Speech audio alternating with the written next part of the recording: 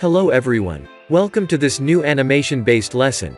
Today, you're gonna learn about prepositions of time. In, on, at.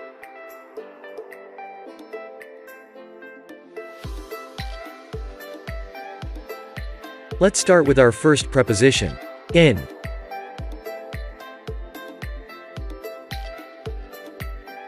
We use it in front of months, a year, and a decade, which is 10 years. For example, in March, in 2021, in the 80s.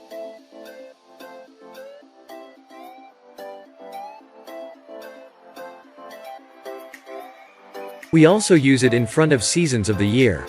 For example, in spring, in summer.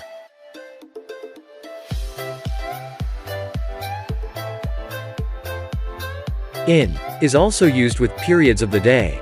Example, in the morning, in the afternoon, in the evening.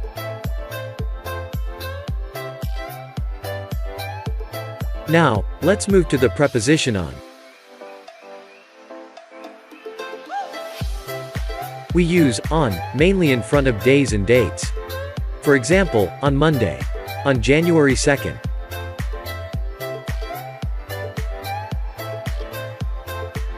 Finally, let's consider the preposition at. We use the preposition at in front of times of the day, the clock in general. For example, at 8 o'clock, at 4:30, at night, at midnight. We also use at in front of meals time.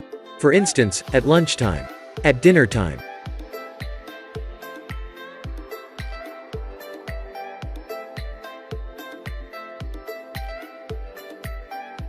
At can be also used in front of some holidays.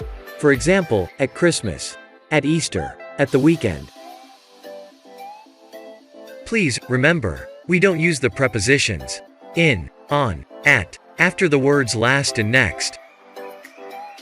Let's consider the following examples. I visited Paris last Monday.